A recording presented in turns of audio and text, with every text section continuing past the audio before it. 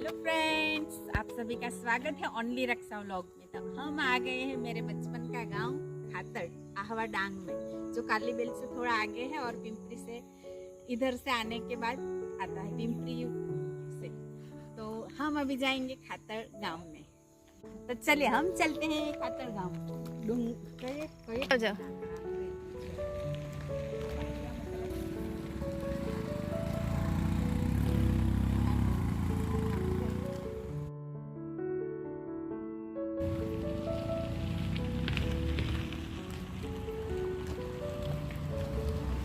यहाँ से अंदर जाने का है 2 या 3 किलोमीटर। तो हम जाएंगे अभी हमारे गांव में। तो चलिए बने रहिएगा व्लॉग में, मिलते हैं आगे वीडियो में। फ्रेंड्स, अभी तो अंदर जाने का रास्ता भी बहुत ही बढ़िया है। पहले ऐसे कोई रास्ता नहीं था, ऐसे ही चल के जाना था। और फ्रेंड्स, आजू बाजू का अनुपम नैसर्गिक सौंदर्य देखते ही बनता है। देखिए, बहुत ही सुंदर लग रहा है, ग्रीनरी ही ग्रीनरी। हम जब छोटे छोटे थे, बच्चे थे, तब व्यारा या आहवा जाने के लिए सिर्फ एक ही बस रहती थी। व्यारा जाने के लिए एक बस सुबह 6 बजे 6:30 बजे यहाँ पर आती थी, और व्यारा से आहवा जाने के लिए 9 बजे बस एक आती थी। तो व्यारा हमें जाना रहता था, तो हम यहाँ से इस रास्ते पे हमें बैलगाड़ी छोड़ने के लिए आती थी बस स्टैंड तक, और वही बस शाम को लौट के आती थी 3:30-4 बजे। तो फिर हमें पहले से बोल देना पड़ता है कि हमें वापस उसी बस में आएंगे, तो फिर बैलगाड़ी में फिर वापस चले जाते थे। आज से सालों पहले गांव में कोई कनेक्टिविटी नहीं थी, ना कोई मोबाइल, ना लाइट, ना बस, ना कुछ नहीं था। तो भी जीवन बहुत ही अच्छे से सरलता से जिए जा रहे थे। तो हम गांव में एंटर हो चुके हैं। बहुत ही अच्छा लग रहा है, जैसे ऊर्जा नई भर रही है शरीर में, सालों बाद आने के बाद में गांव में। तो हम बहुत ही अच्छा लग रहा है। और जैसे ही गांव में हम आ गए, तो घर बहुत सारे हैं आजू बाजू में। पहले इतने सारे घर नहीं थे, और ये जो टंकी दिख रही है, वहाँ पर पहले कुआं था। हम लोग यहाँ पर पानी भरने के लिए आते थे। ये पानी पीने के लिए नहीं था, पीने का पानी हम आगे जाएंगे तब मैं बताती हूँ कहाँ से हम पीने का पानी भरते थे। धान बहुत ही अच्छा लहरा रहा है, तो ग्रीनरी देखते ही बनती है आँखों में। और घर भी बहुत अच्छे अच्छे बन चुके हैं। तो हम वो देखिए, वो जो मंदिर दिख रहा है ना, वहाँ पर हमें जाना है। तो थोड़ा आगे जाएंगे, फिर मंदिर तक पहुँचेंगे, और एकदम बढ़िया नज़ारा, सुंदरता। हम मंदिर के रास्ते के ओर मुड़ चुके हैं। पहले तो जाने के लिए ऐसा कोई रास्ता नहीं था मंदिर में, सिर्फ पगडंडी थी, छोटा सा रास्ता। तो हम जाते थे। और आपको पता होगा कि गांव के बाहर अगर मंदिर है, तो खेतों की रेलिंग पे चलते चलते सभी लोग हम लोग यहाँ पर आते थे। तो आ गया है ये मंदिर, और मंदिर के आगे में ये पूर्णा नदी बह रही है, उसका भी परिचय मैं आपको करवाऊंगी आगे आगे वीडियो में। हेलो फ्रेंड्स, तो फाइनली हम गांव से एंटर होके पहले मंदिर में आए हैं। हमारे बहुत ही पुराना ये मंदिर है। हम जब छोटे छोटे थे तब यहाँ पे आते थे। आज तो बहुत ही थोड़ा अच्छा वाला बन गया है, विकास हो गया है। लेकिन जब हम छोटे थे तब तो कुछ भी नहीं था, एक छोटा सा मंदिर था, वो भी लकड़े के जो बना हुआ रहता है उसका था। तो चलिए मैं अभी आपको दर्शन करवाती हूँ मंदिर के भी, तो हम आपको दर्शन करवाते हैं। तो यहाँ पर पहले ये हुआ करता था और यहाँ से मंदिर में जाने की शुरुआत होती थी, और ये वैसे का वैसा ही है, सिर्फ कलर किया हुआ है। और मज़े की बात ये थी पहले कि यहाँ से हमें आगे थोड़ा जाके फिर अंदर उतरना था, लेकिन वो सब अभी है नहीं। तो ये है पूर्णेश्वर महादेव, ऐसा नाम दिया हुआ है, पूर्णा नदी के किनारे है इसके लिए। तो मंदिर भी बहुत ही बढ़िया बनाया है गांव वालों ने। हम बहुत सालों के बाद आए हैं, तब तो ये मंदिर ऐसा नहीं था, कुछ अलग ही था। तो ये है नंदी महाराज, कछवे महाराज। तो सालों पहले तो यहाँ पर नंदी महाराज और कछवे की मूर्ति स्वयंभू निकली हुई थी, वो अभी आजकल दिख तो नहीं रही है, और शिवलिंग भी स्वयंभू था। रामायण काल में डांग जिले को दंडकारण्य वन कहा जाता था। उसी के नाम से आज डांग डिस्ट्रिक्ट, डांग जिला ऐसा पड़ा हुआ है। दक्षिण गुजरात का ये लास्ट डिस्ट्रिक्ट है, जिला है डांग। और इस जगह की खास बात ये है कि यहाँ से भी प्रभु श्री राम और लक्ष्मण जी जब सीता माता को ढूंढते हुए जा रहे थे, तो यहाँ पर भी उन्होंने अपना थोड़ा समय बिताया था, ऐसा लोगों का यहाँ पर कहना है, बुजुर्गों का।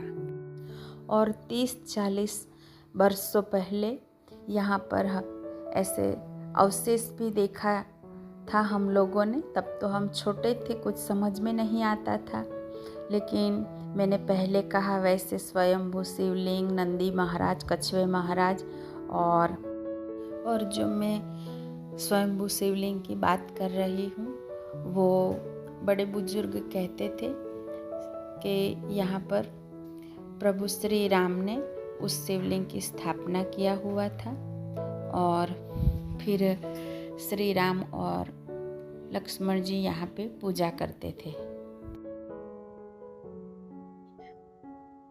तो फ्रेंड्स, ये है हमारी बचपन की यादें। यहाँ पर बहुत ही सारी है बचपन की यादें जो हम मरते दम तक भूल नहीं पाएंगे, क्योंकि एक तरफ से कहा जाए तो ये गांव हमारा कर्म भूमि भी है, क्योंकि यहाँ पर हमारी किराने की दुकान थी।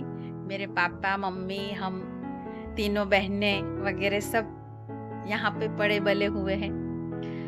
तो ये मंदिर का तो अभी जीर्णोद्धार हो चुका है, बहुत ही अच्छा और बढ़िया बन चुका है, लेकिन जो पहले का था वो देखना अभी शायद नहीं, अभी तो नसीब ही नहीं है ऐसा।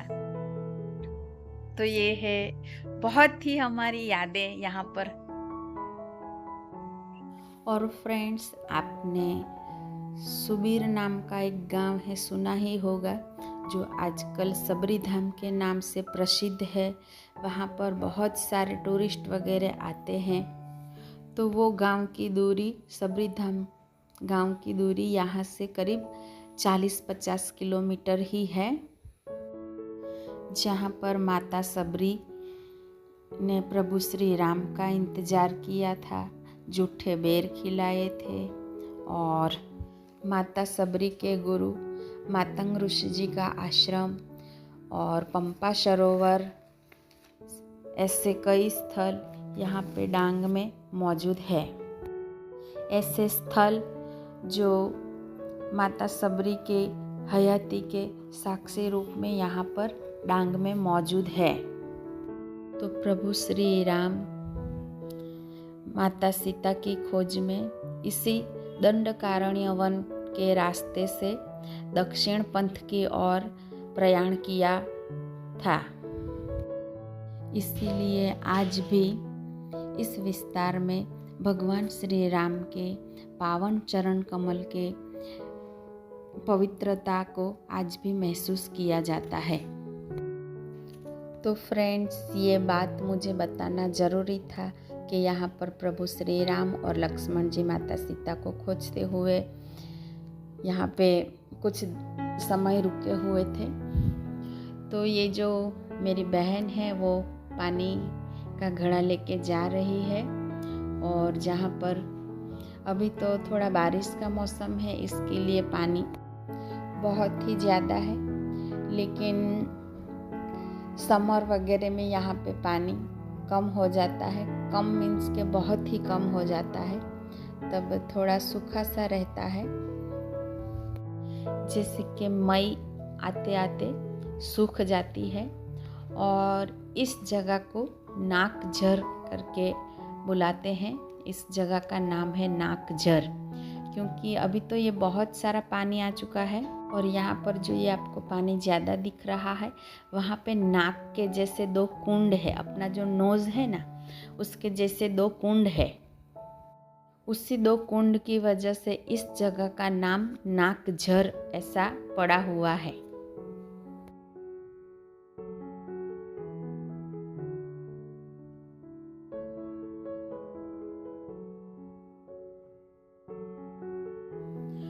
तो और यहाँ की ख़ास बात ये है कि ये जो पानी गिर रहा है, यहाँ पर कभी भी पानी सूखता नहीं है। मई में भी पानी सूखता नहीं है। पूरा नदी सूख जाता है, लेकिन यहाँ का पानी कभी भी सूखता नहीं है। देखिए, ये ऊपर जो डोंगर में बता रही हूँ, तो ऊपर से ही ये पानी आता है, और हम तो प्रकृति प्रेमी हैं, तो महसूस करना लाजमी है। तो अभी बारिश का मौसम है, तो नदी बहती हुई बहुत ही बढ़िया लग रही है। तो चलिए, मैं भी थोड़ा प्रकृति का मज़ा लेती हूँ, और आप भी थोड़ा एंजॉय कीजिए प्रकृति को। मैं और मेरी बड़ी बहन बैठे हुए हैं, बातें करते हैं। ये मेरे बड़े काका की लड़की है।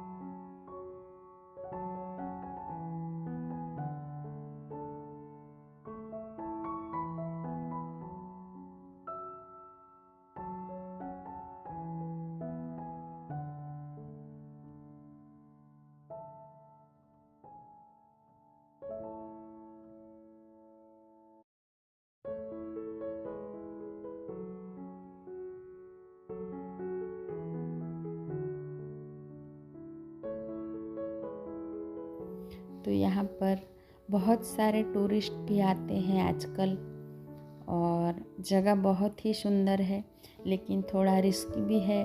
जो अनजान लोग हैं उनके लिए तो बहुत ही रिस्की है।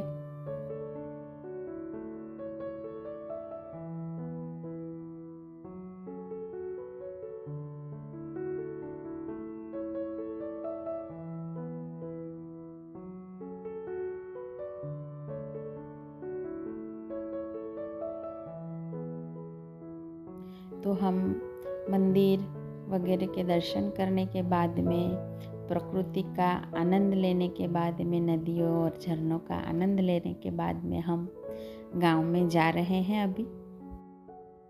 और ये भैया अपने खेतों में खत डाल रहे हैं, किसान भाई।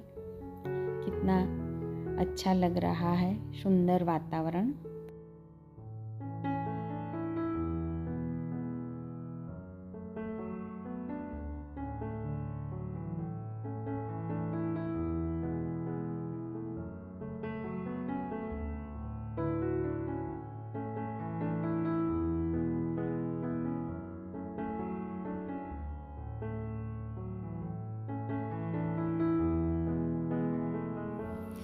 फिर हम गांव में जाएंगे, हमारे जो पुराने मित्र मंडल हैं उनको मिलेंगे, बातें करेंगे थोड़ी सी, और फिर हमारी जो स्कूल है प्राथमिक शाला खातड़, वहाँ पर भी जाएंगे।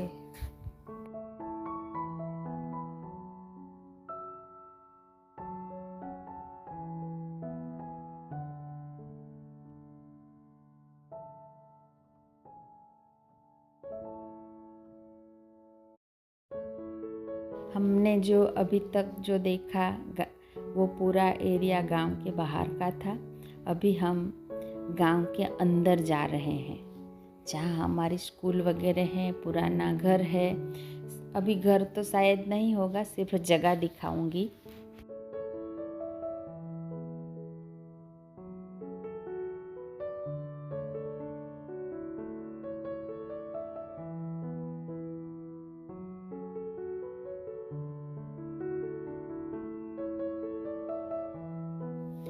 अभी तो गांव में बहुत नज़दीक घर बन चुके हैं, क्योंकि जैसे जैसे आबादी बढ़ती जाती है वैसे वैसे जगह भी कम होती जाती है।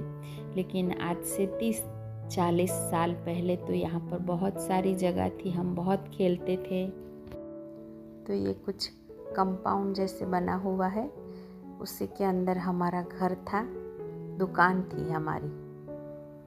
और अभी हम जा रहे हैं स्कूल पर, और मुझे तो मेरी स्कूल देखने की इच्छा भी पूरी हो गई इतने सालों के बाद में। तो ये है हमारी स्कूल, अभी नया कंस्ट्रक्शन चल रहा है यहाँ पर। मुझे स्कूल में वापस आना ही है, तो मैं देखूँगी, अगर पुरानी स्कूल का फ़ोटो मिल जाए तो मैं ज़रूर से शेयर करूँगी आप लोगों के साथ में। और खुशी हुई, हमारे खातड़ गांव की स्कूल अभी प्रगति भी कर रही है, तो बहुत ही अच्छा लगा मुझे।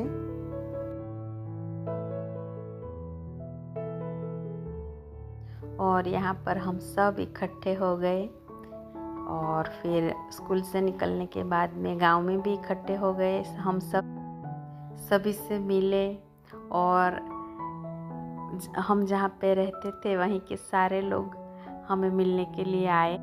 तो ये है मेरे बचपन का गांव खातड़। तो आप लोगों को मेरा ये व्लॉग कैसा लगा ज़रूर से बताइएगा, और लाइक कमेंट शेयर ज़रूर से कीजिएगा।